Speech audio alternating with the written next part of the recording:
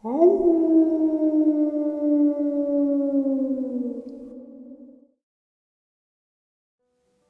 greetings and salutations, everyone. I hope everyone is still doing well.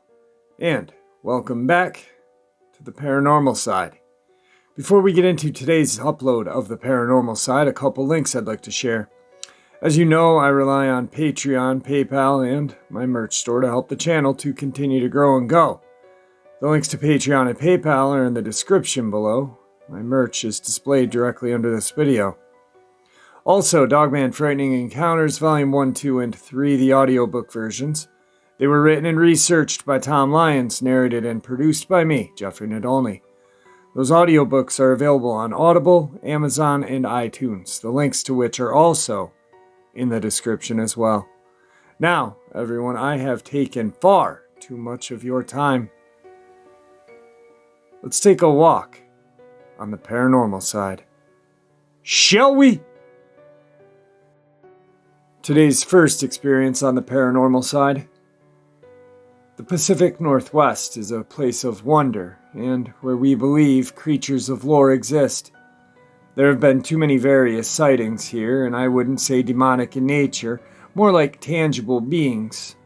The skies are vast, the air is clean, and there is a mystic feeling here, almost as if you turn a corner you may see a fairy. We never want to live anywhere else. I've been renting a farm-styled home with my 2 grandchildren, my son and his fiancée, for almost 3 years now. We have a well under the back half of the house and a pump house behind us.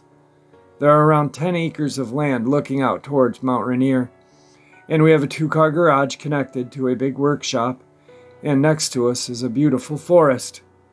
All the things I will describe have been spread out since we've lived on this property. Sometimes we hear screams coming from the forest, and all the wildlife becomes still and quiet. Occasionally, we've listened to what sounds like a metal chair scraping on a concrete floor in the distance that echoes over our land. I talked to a young man and his brother who currently live on the same lot, but closer to the forest. They told me they hear it as well, but stay in after dark because it feels like they are being watched. They think there's something off with the land.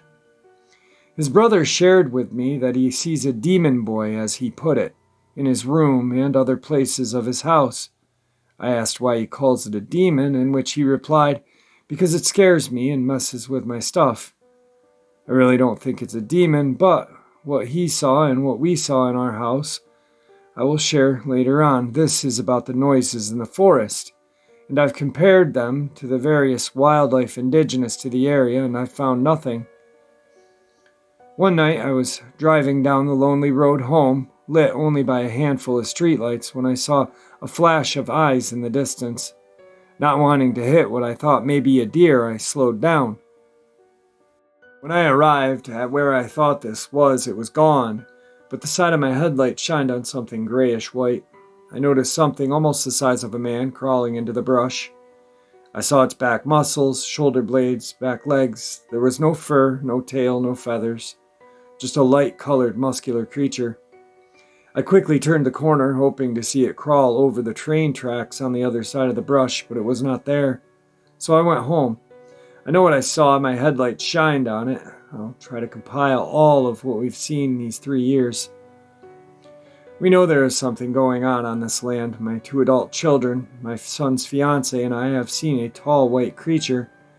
It stands about 7 feet tall, with large eyes peeking around the workshop, revealing its head, chest, shoulder, arm, with its hand on the wall and part of its foot, or it peeks into the garage window.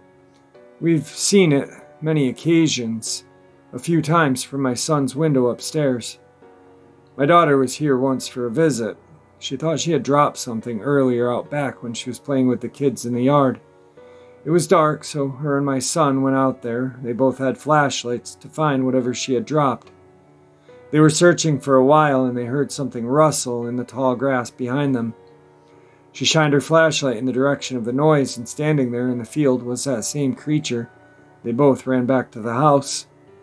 She later moved out of state. It's been over a year since this happened, so before I wrote this out, I decided to give her a call. I didn't want to lead the conversation, so I simply asked her what she remembered.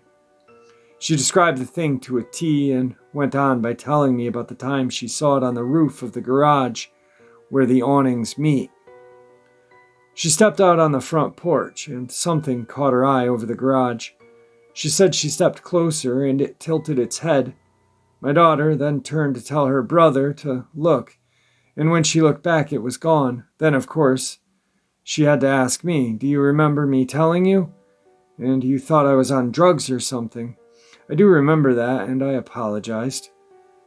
I don't think this or these things I have ill intent, or at least I hope not. It's just scary. On an early evening, my son and his fiancée were leaving the garage from the side door, and my son locked eyes with the same thing, crouched on all fours in the lawn outside of my bedroom window. He said it was white with pasty skin, had a long neck and round, big eyes, almost glowing. Its head stayed fixed on him and straight, but moved up and down, clockwise and back, like it was sizing them up like an owl. It was crouched with its knees. It was not an owl. My son then started pushing his girlfriend faster to the house. It was a while before he went back out there, never alone and never at night. Just to let you know, we have never seen a raccoon or a squirrel on this property. Another time I was on the front porch one evening. I let the dogs out one last time before bed. I noticed they were acting kind of skittish. They all did their thing and piled up in front of the front door with crazy eyes as if they wanted in now.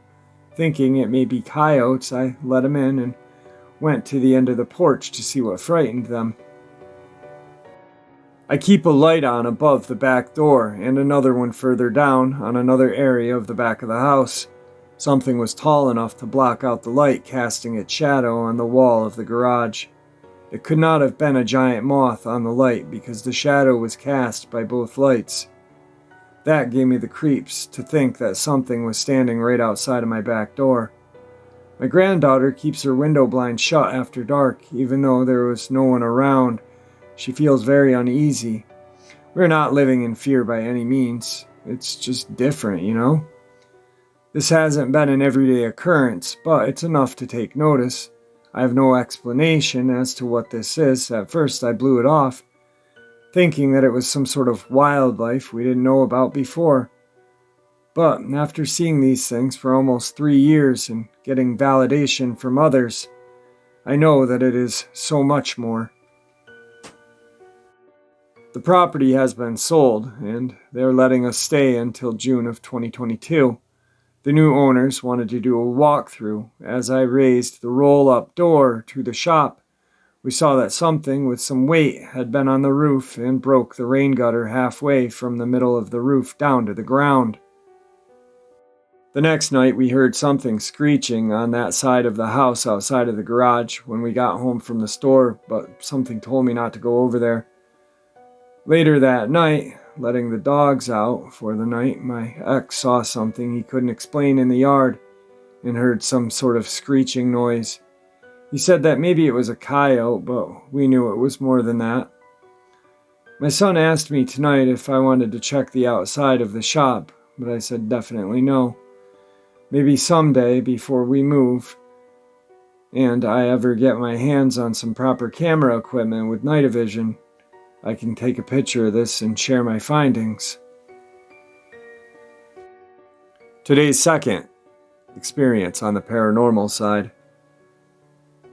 I'd like to share some of my jinn/paranormal encounters while deployed in North Iraq 2019 through 20.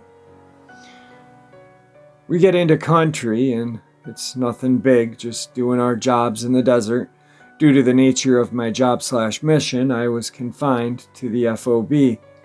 I worked nights the whole tour, so my work hours were from 9 p.m. till 9 a.m. As you could imagine, I slept during the day. Background, the base was a premier duty station for the Iraqi army. It was built in the 70s/80s to accommodate the expanding army under Saddam's rule. So Gulf War 91 happens and we bombed it out. 2003 we invade again, and guess what? Bombed out the occupied until 2011, when given back to the Iraqis. So countless suicides or combat-related deaths from years of surge and peak insurgency.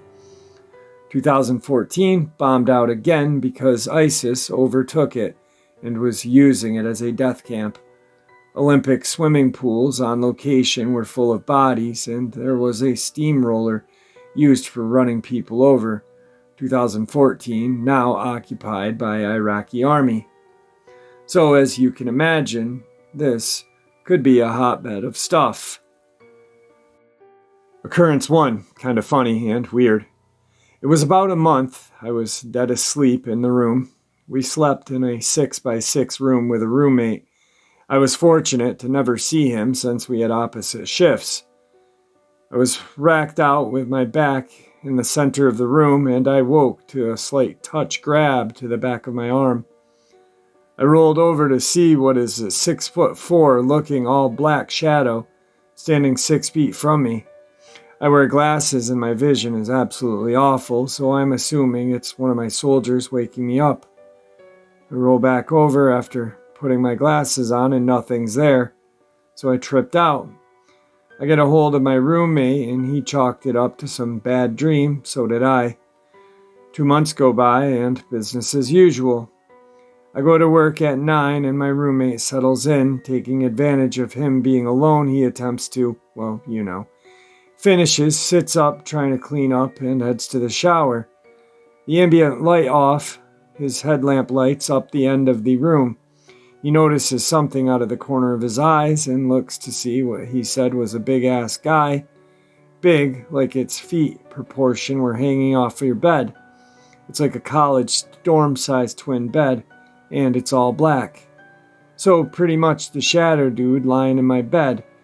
He said fight or flight hit him because he was cleaning off after doing his business and he froze up.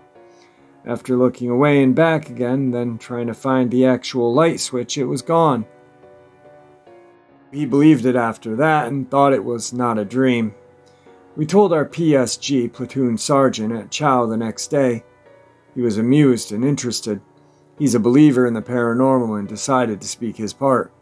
According to him at this point in the tour, about 3 months in, he has seen someone leave my room at odd times in the middle of the day, times that I'm sleeping, and walk to the room across from us. The thing with the room across is that it has a padlocked plywood door on it, and it's locked because the guys who slept there are in Syria, so much of their gear had to be left behind, was still in there. You can't get in without hopping the plywood walls. So that was the extent of that creepy stuff with my living space. I don't think it's a jinn, but my interpreter said it probably was since it kept getting close to me and manifested physically.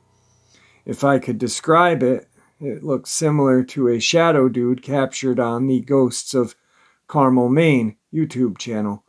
Not spot on because I saw the shadow silhouette of a rather jacked and tall person. Occurrence number 2, weird ominous stuff. Taking a crap in the port john at night, you'd hear footsteps and whispers around you. Note, you're in the crapper next to a watchtower that's 150 to 300 meters away from another group of soldiers at 3 a.m. Nobody's awake to mess with you except the other guy in the tower, and he can't abandon his watch since he's covering. Occurrence 3, pretty weird. I attended a sleep aid class with the medics and whatnot since I was having trouble sleeping soundly, and in the group there were soldiers waking up with bad dreams and with scratches on them, some of which were bad enough they bled and it dried during their sleep. They discovered after they woke up 2 bloody sheets. Nobody said anything other than the medic asking if he needed to look at it. More weird stuff. Entry point guy, who man a big gate with obstacles, would hear commotion like banging on the metal at the main gate at night, and would go check it out and nothing would come of it. Towers would report people walking in the open area around the perimeter at night. Some would notice something on their nods, or in the darkness their eyes had adjusted to. But the SOG, Sergeant on Guard, or other response elements would check. Nothing would be there. A woman screaming was reported from the towers in the vicinity of a bombed-out bunker and abandoned half-destroyed building on the far end of the FOB. SOG responded, and we had no personal report of assault. Yeah, it happens out here, and nobody come up missing or astray. Tower didn't report anyone in the area other than the SOGs and relief around that time. Today's third experience on the paranormal side. I've never believed in Ouija board until I was in college. My freshman year, my roommate bought one, and we all decided to play with it as a hoax. We planned this whole thing out, and we scared him really bad. Next time we used it, we decided to actually try it and see if it worked. And it did, all too well. We lived in West Philly next to a cemetery and on land that used to be a mental asylum for indentured servants and slaves, as well as a farm where a lot of slaves died before abolition. Not to mention all the people who died to violence in West Philly over the years. We got a lot of interesting people at first: a doctor who died of typhoid fever, a slave who was whipped to death, a young man who was shot in the 80s. We were even able to find some of their graves in the cemetery exactly where they told us they'd be.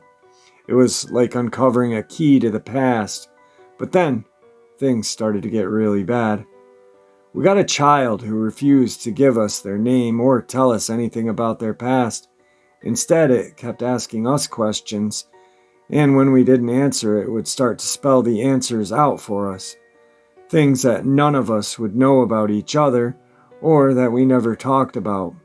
Stuff like childhood nicknames and foreign languages. Stuff like embarrassing moments. We would play for hours, so it had a lot of time to spell out whole paragraphs.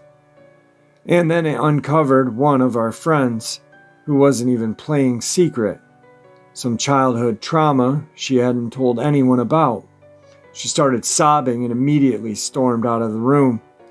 We tried to say goodbye to the spirit, but it wouldn't let us. It was like vehemently pushing the eye away from goodbye. We finally hung up, for a lack of a better word, and checked on our friend, who then told us the story. We were all dumbfounded. She never played again, but we were hooked. Unfortunately for us, every time we used it after that, we got the same spirit. Eventually, we uncovered his name, Yubel. He told us that he was technically not a real child. He had died during pregnancy, killed his mother along with him. She had never named him, so he picked his own name. He said we were his first and his only friends, and that he loved us and would find a way to be with us. We immediately were freaked out and put the board away for good, since we were convinced Yubel was a demon. Only it wasn't for good. The board would magically appear around our dorm. It would be open and have the eye set to yes. We would hear strange noises at night, footsteps, croaking, rattling. Whenever we talked about anything in the room with the Ouija board, strange things would happen. My roommate had set up these glow-in-the-dark decals in his room. Our other friend said that she had liked them and wanted some. The same one who vowed never to play after it was uncovered her secret. That night she went to bed, and when she turned off the lights, her ceiling was covered in glowing symbols. She called us over and we all saw it, but when we tried to take photos of it, it wouldn't show on camera. After we turned the lights back on, they disappeared and never came back. We had enough, so we decided to play one last time and tell him to stop and leave us alone.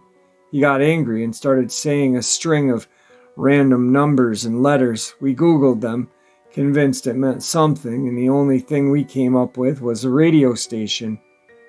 We tuned in on our phone, and it was a religious radio channel, and the host said that all sinners who were listening would face eternal damnation.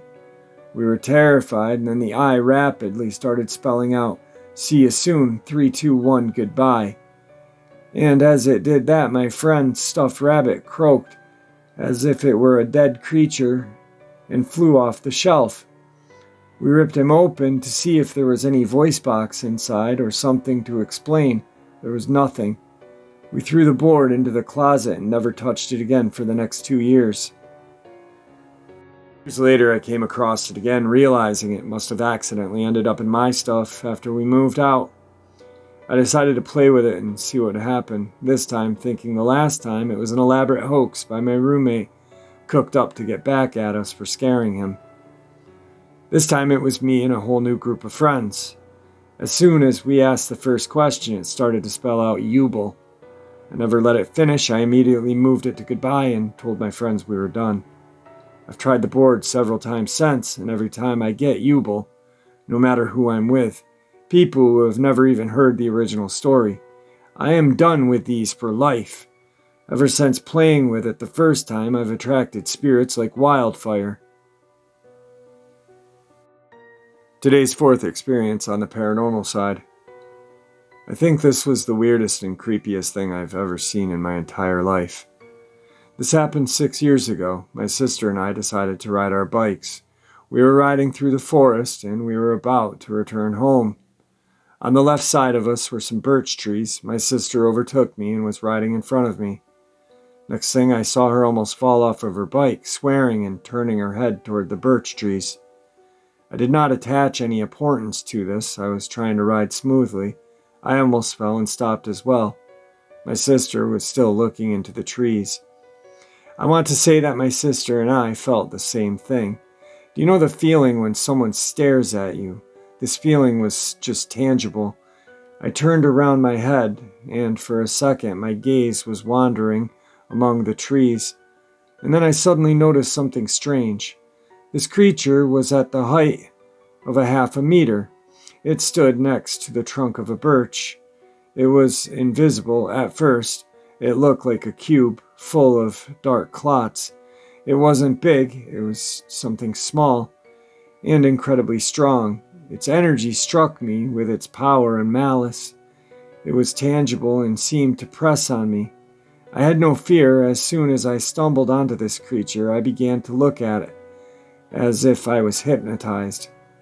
I had such a feeling as if there was only this creature, as if nothing existed. I forgot about everything, about my sister, about myself. I saw only this space where it was. All that I saw in my peripheral vision was like a fog. My head was instantly empty. There was not a single thought to it. Nothing at all, emptiness. I felt like it was looking into my eyes. I don't know how, but it felt like that. And this eye contact lasted probably no more than 3 seconds. I kept staring at it, and then something terrible happened. My mouth opened without my knowledge and said the following: "Masha, look, someone is staring at us in the forest." And only when I uttered this phrase did I understand its meaning. Now I'll tell you what my sister saw.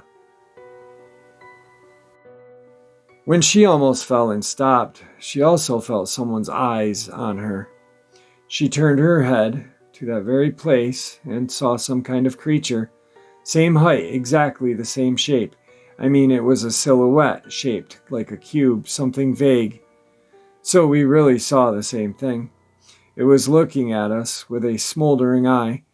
My sister also felt hypnotized and her head was empty. And the first thought that came into her mind after the numbness was the thought to run away from this place as soon as possible and take me away. Afterwards, she told me that she wanted to tell me that someone was looking at us from the forest, but she thought that I wouldn't believe her. And then myself said the same phrase. She became incredibly scared. I felt like these words that I said were taken from my sister. Her own fears were passed on to me, and this creature made me tell it. When I got out of the stupor, I started to panic. When we left that place, this gaze was pressed on us, as if I had a bag on my shoulders. It wasn't unpleasant and hard for me. And when we climbed the hill and drove on, this weight disappeared. It was noticeable, and I understand why. The creature was watching us, looking at our back, as far as possible, as long as we were in its field of vision. And that, my friends, I really truly believe to be an inorganic being. I've talked about them a couple times on this channel, and I don't really have time to right now, but if you're interested in them, look them up, because the premise of inorganic beings is a very real thing. You'll see what I mean once you look up inorganic beings, because it's mind-blowing, trust me.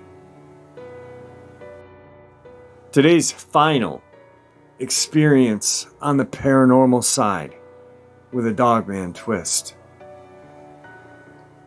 On the night before my first day of 7th grade, I was drifting off to sleep, but was partially awoken by an odd feeling. It was like my brain wanted me to pay attention to something, but I couldn't figure out what, till I noticed a sort of clicking sound. It took me a few minutes to figure out what it sounded like. Claws of a large animal clicking against the hardwood floor of my dining room as it walked. It sounded like a large dog, walking slowly, and it was getting closer. It stopped right outside of my open door. My instincts told me I shouldn't turn around to look. I shouldn't move at all. I held my breath. I heard it breathing heavily. That wet breath sound you hear from big dogs. I heard it lick its lips and shift positions occasionally. I don't know how long I lied there for, waiting for it to move away, but eventually I drifted off to sleep, still hearing its breathing. Weird dream, right? I thought so until today in a conversation about hauntings and strange occurrences. My stepbrother mentioned there was a Dogman in the house on the night before the first day back at school one year. The year I entered 7th grade and he entered 8th grade. Apparently that night he heard something too, and unlike me, he saw something. He remembers hearing the clicking sound and thinks a stray dog had somehow gotten inside. Despite the house being locked, he heard it walk through the dining room and down the hallway, then stop outside my door. Then eventually, he heard it move on toward his room. When it got to his door, he was watching. Though it was dark, he faintly saw the silhouette of a person appear in his doorway. Sure that the dark was simply playing tricks on him, he stared for a while, thinking his eyes would eventually adjust and see more clearly. He was sure whatever was there was staring back at him. Eventually, he quietly said, "Hey," to the figure in the doorway, and it silently disappeared. He ran to the door and looked down the hallway, finding nothing. He used his phone as a torch and searched the entire house, aside from our parents' room, as the door was closed. He peeked into my room, saw me sleeping, so he assumed I had slept through the entire thing. He checked that the front and back door were both locked, and that no windows were open. Finding nothing out of place and no strange person or dog anywhere in the house, he went back to bed. Neither of us had ever spoken about it until today. I thought I had been dreaming. He'd convinced himself he had just heard odd noises from outside and thought they were inside, and the figure in his doorway was just his eyes playing tricks on him in the dark.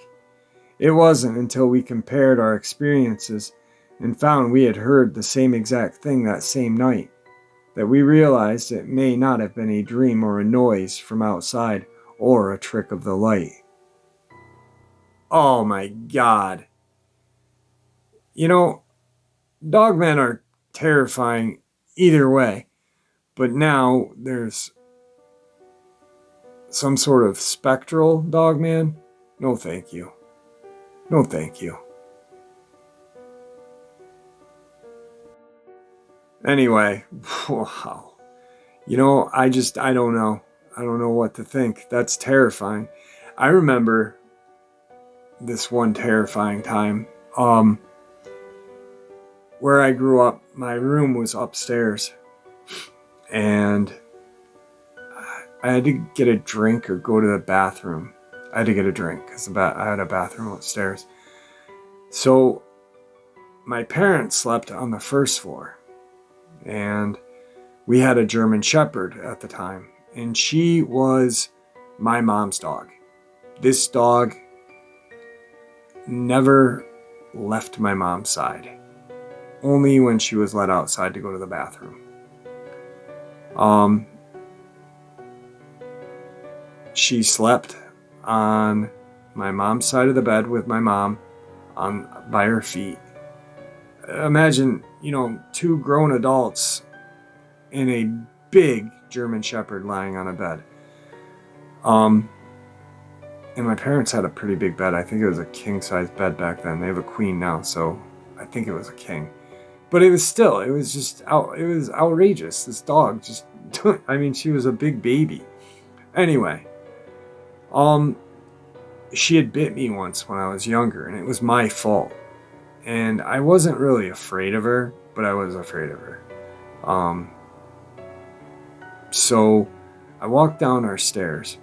Now, she used to lie in this recliner that we had during the day. And I get to the landing, and I get to the part that turns. So I'm turning now to go down the other set of stairs into our living room. And I see her.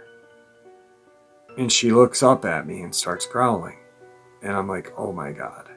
And I'm like, hey, it's me. I'm like, stop. Now, the only light on is a hall light. So it's not really bright in the living room, but enough to where I can see her. So I proceed to say, stop.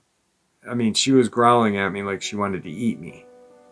And I'm not exaggerating. It was like she wanted to attack me. And in my head, I'm like, I can't move because she's going to get out of that chair and be up these stairs before I can get to my room and shut the door and bite me. So I yell for my mom. My mom comes in, and I don't know why I didn't turn the light on. There was a switch in the hall right next to me that could have lit up the hallway to the upstairs, but I didn't for some reason. My mom comes in with the dog following her. It wasn't her in the chair. How crazy is that? Anyway, I hope you guys enjoyed this side of the paranormal with me. And I did. Man, I really am loving this format. Dogman, cryptid in the day, paranormal side at night. Dang, I love it. Anyway, I hope you guys enjoyed it as much as I did. And I want to encourage everyone to be kind to each other. May the Great Spirit watch over all of us and guide us down this path that we call life. And with that, my friends, I'll see you tomorrow.